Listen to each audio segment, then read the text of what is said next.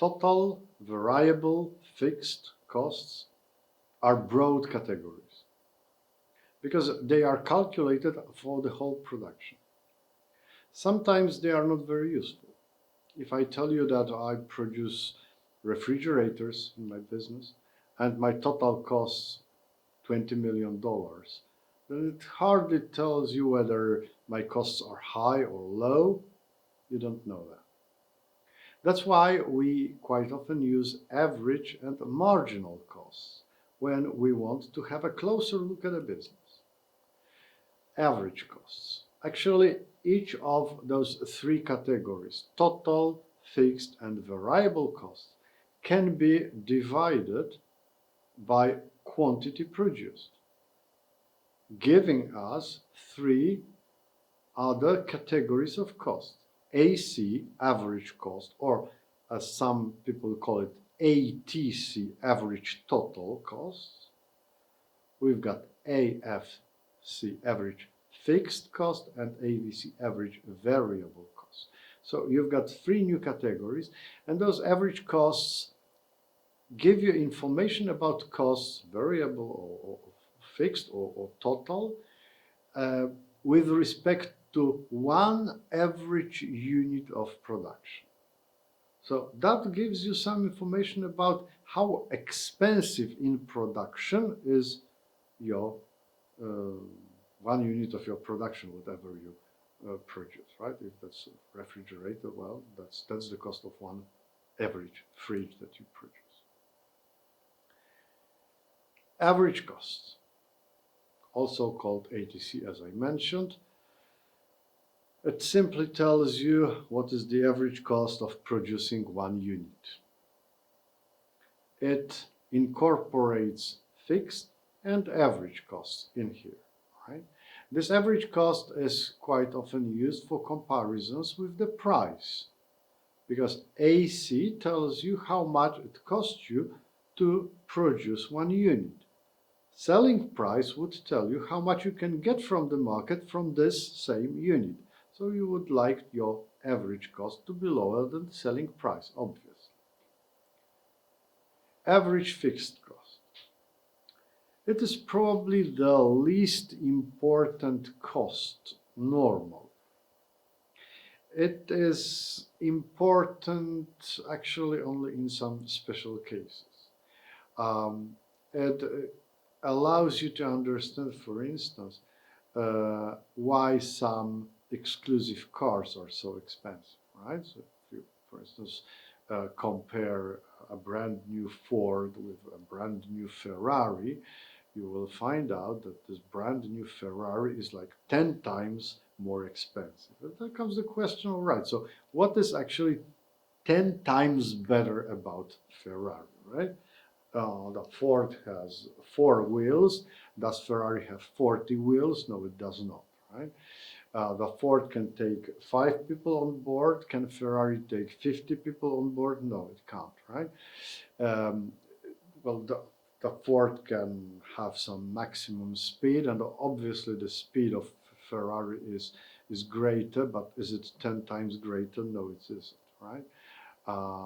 Acceleration, how fast the car can gain the speed, right? Obviously, acceleration is in favor of Ferrari, but is it 10 times greater? No, absolutely it's not, right? So we could kind of analyze that. We could keep on analyzing that, and why Ferrari is supposed to cost 10 times more. Well, remember that creating every car, whether it's Ferrari or Ford, it costs some money. Then you need to, when you make a prototype, you need to test it, and that costs you money, right? You need to perform crash tests. So again, that's a lot of money, right? And this money is spent, this is fixed money, all right? No matter how many cars would you produce, you need to take all those steps and you need to finance them. The thing is, when it comes to Ford, this fixed cost that you can see is over Q, right? AFC is FC over Q, and this Q in case of Ford is hundreds of thousands, right? For Ferrari, it is quite often just hundreds, So this cost does not disperse that much. And actually, some elements could be 1,000 more expensive in case of Ferrari, which is produced like 300 items, and Ford 300,000 items, right? So this is where this average fixed cost may be kind of important. But average variable cost, AVC, is really very important. This is important for our decision whether to allow business to operate in spite of the fact that we've got some economic loss here or not. So average variable cost is very important because this decides upon the so-called short-run shutdown point, to be explained later. And the last cost in this category, marginal cost, and this is king of costs, right? This is absolutely the most important cost. It refers to one unit change, and like any marginal thing, can be calculated on the basis of deltas. Look at the first formula, or it can use derivative, and you already know we like derivatives here, right? Derivative can also be used to calculate marginal cost. This is the answer to the question, well, if you increase your production by 1 unit, what would be the additional cost of this 1 unit? Marginal cost is very important because it allows us to make decisions about how much we should produce, right? The king of costs, marginal cost. Look at some graphical illustrations of costs. First, average fixed cost. So you can see this fixed cost here, and we can find some features about some quantities, like you've got Q1 here, right? And for Q1, fixed cost is fixed, so at the same level. You can see that if you want to calculate AFC, average fixed cost, then you would divide this vertical distance by the horizontal distance that Q1 gives us, right? If you are good at mathematics, then you know that this vertical distance divided by this horizontal one is actually the tangent alpha when you look at this angle here, right? So that's it. For Q2, you can see that this vertical distance is the same because we've got fixed cost, but horizontal one is bigger because quantity is greater, right? So when you divide this vertical by this horizontal part, you get a smaller result, like the tangent alpha in the second case is smaller because alpha is smaller, right? This alpha is even smaller for the third one. Here you can see it, right? Smaller angle, smaller tangent, smaller AFC. So the graphical illustration of AFC would be like this, and this is average fixed cost. Ever decreasing, ever decreasing. The greater production, the less important is fixed cost in general cost calculation, right? Hence, Ferrari, which is very much to the left, not too many Ferraris produced, well, this average fixed cost may be important here. For Volkswagen, for Ford, it's not that important anymore, right? So you've got those quantities, and you can see that average fixed cost is smaller and smaller and smaller. The bigger production, the smaller AFC. The graphical illustration of AVC is slightly more complicated, but have a look here. So we've got the initial graph of variable cost.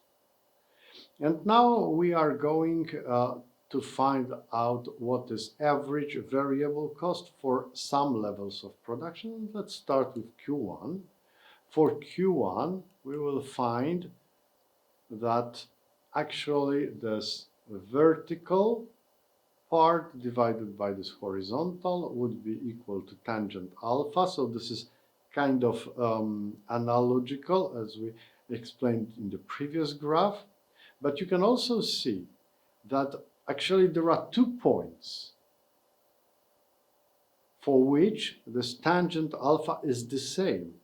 And if tangent alpha is AVC, we could say there are 2 levels of production for which it's like Q1 and Q5, right? For those 2 different levels of production, we get the same average variable cost, because the relation between this small vertical distance and this small horizontal distance is just the same as the relation between this big vertical distance and this big horizontal distance, right? So we've got this tangent here, tangent alpha, right? And this is the same number for Q1 and for Q5. And if we look for other quantities produced, like Q2, for instance, right? Then you will see that for Q2, again, this line that comes from the origin hits 2 points. It hits the point of Q2, and it hits also another point, which is, let's say, Q4, all right? And for Q2 and Q4, this AVC, tangent alpha, is the same, right? Is the same for Q2 and for Q4. But if you look at this tangent alpha here, the next angle, right, the smaller one, the tangent is smaller. So AVC for Q2 and Q4 is the same, but it is smaller than it was in case of Q1 and Q5. And one quantity more, this will be a bit special. Look at quantity 3. This is the quantity produced for which we do not hit 2 points in our curve of variable cost. We just hit 1 point, right? So this is the smallest alpha that we can find. This is the smallest tangent, right, for this Q3, which means for Q3, we've got the minimum, the smallest average variable cost. Okay, so let's find it out in this bottom graph. You can see this is for Q1 and for Q5.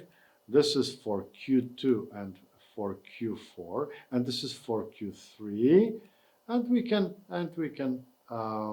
join those points with one curve, showing that for Q1 and for Q5, this is our average variable cost. Then for Q2 and Q4, it is the same but smaller than previously average variable cost. The smallest average variable cost would be here, right, for Q3.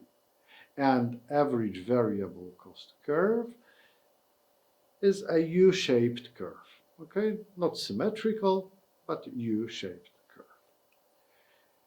If we wanted to trace average cost curve instead of average variable cost curve, we would do it in a very analogical way, because the shape of total cost is just like the shape of variable cost. It's just that variable cost starts at 0 and total cost is moved up, it's shifted up by the value of fixed cost. So we would have quite the same curve, located slightly higher by the value of fixed cost, and we could create average cost curve. Since this total cost curve would be higher, average costs would also be higher than average variable cost. Also a U-shaped curve, but located slightly higher. That would be it. So let's put together all 3 types of costs that we discussed. Average cost, average variable, and average fixed cost. Okay, here it is. Average cost, then we've got average variable cost.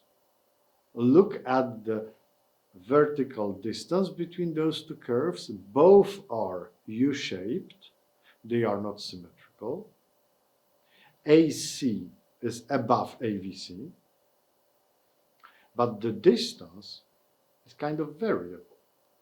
Look at the distance here, and here, and here, and here, and there. Okay?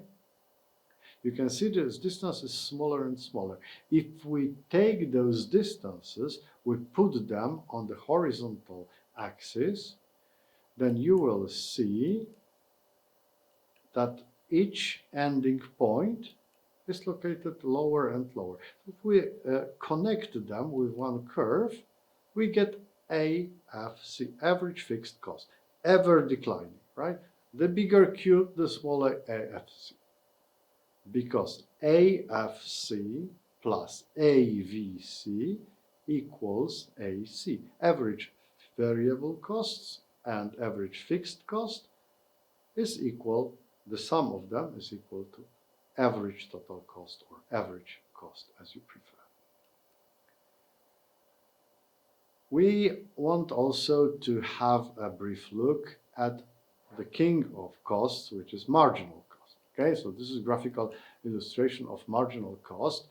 As you remember, marginal cost is defined as the first derivative of total cost. So we start with total cost, we draw total cost, and then we try to remember some basic information about derivatives. Graphically, the derivative of this TC function can be interpreted as the slope of a line that touches this curve. So think of this line that touches this curve at the very beginning, right, for low Q. And we've got another slope here, and we've got another slope here, and a slope here, and a slope here,